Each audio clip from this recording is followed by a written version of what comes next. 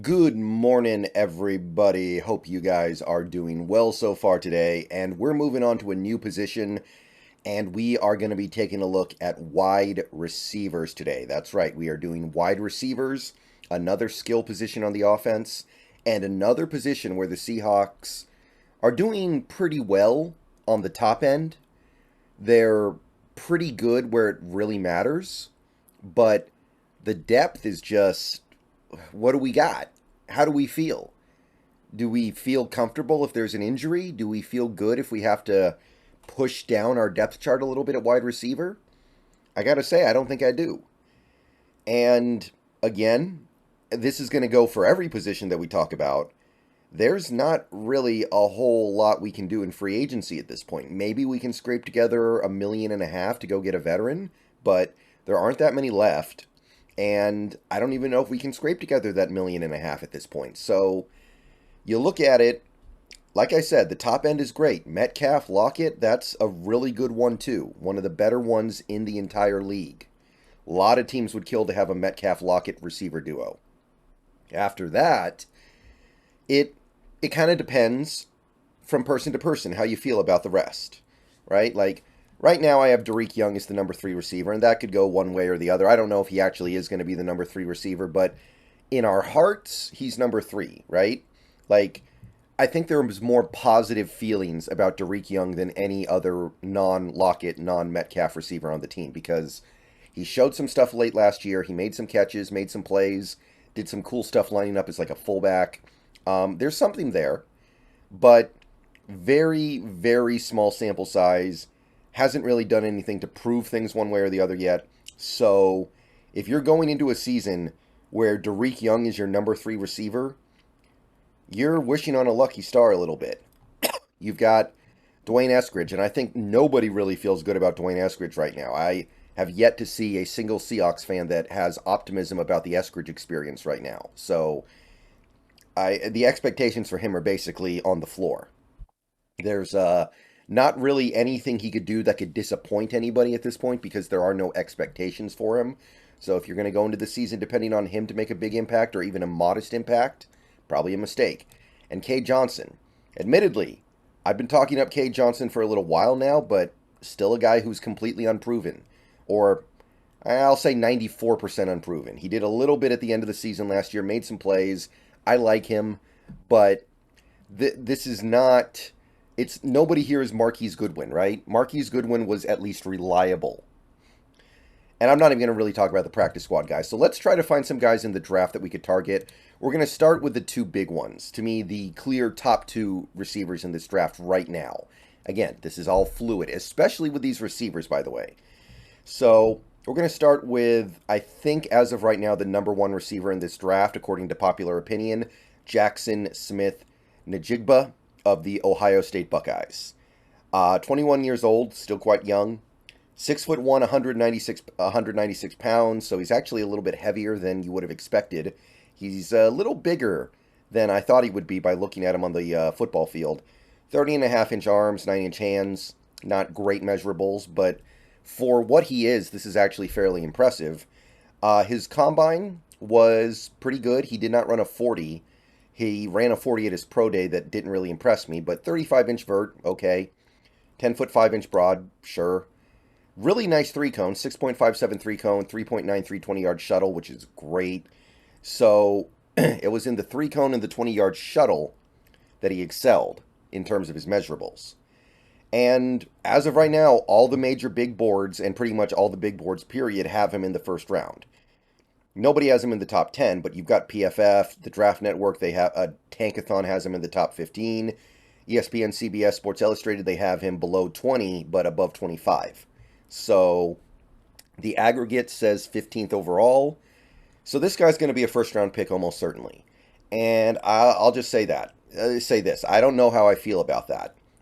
And my Jackson Smith takes get a lot of heat on this site. I'll admit that right now. So I'll try to speak as frankly as I can about him because on an objective level, I do think, and I want to be clear about this, that Jackson Smith-Njigba is the best receiver in this class.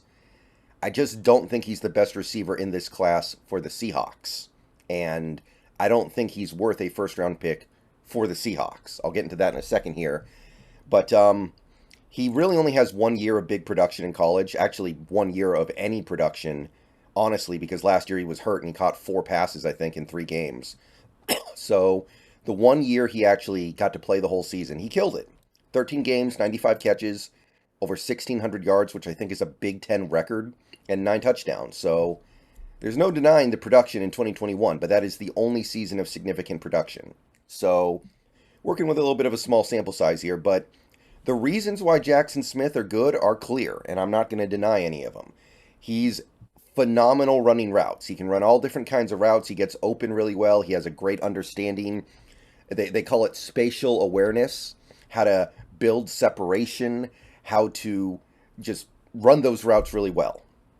That's the most fundamental strength of Jackson Smith-Njigba. I don't want to get too deep into the weeds in this video, but he's a phenomenal route runner. He's got great body control. He has that 1 touchdown he had against, it might have been like Tulane or something like that, where it looks like he's 3 yards out of bounds and somehow he gets his foot down right before he falls out. You know, stuff like that. Really, really notable when you watch him play. He's pretty good at beating press at the line of scrimmage, at least at the college level. Now, he is playing for Ohio State, and frankly, Ohio State does play a fair few cupcakes. So I don't know how well that's going to translate to the NFL, but he's big enough to beat press. He's not going to get completely swallowed up by press. He's got great hands. If he gets his hands on it, he's going to bring it in pretty much 99% of the time. He's got a good catch radius, too. I mean, his arms aren't super long, but he's going to go make a play on any ball that's thrown in his direction, pretty much. He's got great receiver awareness, understands where he is relative to the defense, understands how to find the holes in the zones. He's good at all that kind of stuff. He's pretty good after the catch as well. He can catch the ball and go get extra yards after the catch. He can make moves. He's not necessarily going to run people over, although I should say he's not going to get, he's not an easy tackle. He's almost 200 pounds. And he's good at tracking deep balls. I don't know if he's going to catch a lot of deep balls in the pros, but at least at the college level, he was able to track the deep ball, and that's an important part of it. So those are the things that make Smith-Njigba probably the best objective receiver in this class. Now, he's not got great top speed. I think his 40 time was at like 4.5, and that was at his pro day. He didn't play on the outside that much at Ohio State. He was almost always in the slot. So we have a very small sample size to work with on the assumption of, can he play outside? He's big enough to play outside, but is he actually going to be able to play outside? This is one of the most hotly debated topics when it comes to Jackson Smith. So I don't know if he's going to be able to be an outside receiver. He might be slot only in the NFL. I think a lot of people believe that, and there's a reason why that is. And for the Seahawks, I just kind of question that. I have to question the value when we use slot receivers less than the average team. We like to use, multiple tight ends. We use more tight ends than any other team in the league. How much value is a slot receiver adding to this team? If we were the Rams using the slot receiver constantly, pretty much every play, that's different. And of course, his opportunity to develop further as a player and improve and show his versatility in 2022 didn't happen because he got hurt. So I do think he's the best receiver in this class, but he is limited. And in this offense, I don't think I can justify it. So I would say not interested until the second round. And by the way, he's not going to be there in the second round, so that's just me basically saying I'm not too interested. The other top receiver in this class right now, the other guy I'm going to talk about in this video is Quentin Johnston, TCU Horned Frogs wide receiver, 21 years old. This is a little more my type as a receiver, at least at first blush, right? 6'3", tall, 210 pounds, got a little bit of girth to him, long arms, 33 5/8 inches, 9.9 5/8 inch hands. So physically, he's more of a monster. He only did his jumps at the combine, but the jumps were good, man. This guy's explosive. 40.5 inch vert, 11 foot 2 inch broad. Like, this guy's a phenom, physical phenom. And quite a few of the big boards actually still have him in the top 10. PFF, CBS, Sports Illustrated, and a couple have him just outside. The aggregate has him at 16th, and I think he's probably at least still in that range. It seems like people have forgotten about this guy a little bit. Like TCU got beat so bad in the national title game, people forgot Johnston existed. I don't know. But I think this guy's still going to be probably a first round pick. He might be there at 20. Obviously, I don't think you would consider taking him at 5. So the conversation revolves around if he's there at 20, do you pull the trigger? I'll say this right now. It's hard for me to say no, but I think I'm still going to have to say no. So let's break down why. Despite his massive physical advantages, like being 6'3", having this great explosive profile, and by the way, not that this is confirmed, and this is a part of the problem with Quentin Johnston, believed to have 4.3 type speed, 4.340 type speed. By that I mean. So he's supposed to be big, strong, and fast. So very rare combination of size and speed. This is like, it's not quite Calvin Johnson, it's not quite Randy Moss, but it invokes that just a little bit here. But the production never really matched the talent. He played in 14 games last year and barely had over 1,000 yards, and has 12 touchdowns over the last 2 seasons. Like, where's the big production here? I think part of it was because he played with a quarterback who was not accurate, Max Duggan, but still, he's a man amongst boys in a lot of the games he's playing in college football, and the production is just kind of, he averages about 4 catches a game. Like, you compare this production to what Smith-Njigba did in 2021, it's not even close. What's going on? But the talent is obviously the big buy-in here, so let's not stray too far away from that point. Size, speed, and he's got quick acceleration. A lot of his highlights, if you watch his good plays, a lot of them are go routes. He just sprints down the field, outruns everybody, gets open deep, gets hit with a deep ball. By the way, Max Duggan was not very accurate on a lot of those deep balls, and Quentin Johnston did find a way to bring some of them in, so good on him. So his speed and acceleration means he can just blow past defensive backs. It's a little bit DK Metcalf-ish in a way, maybe, in that regard at least.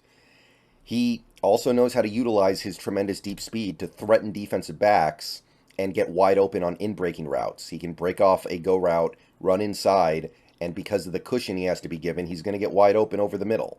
And you see that happen all the time on his tape. He routinely finds the holes in zone defenses. He's very good against zone defense. He has an understanding of how to find the holes and sit down in them.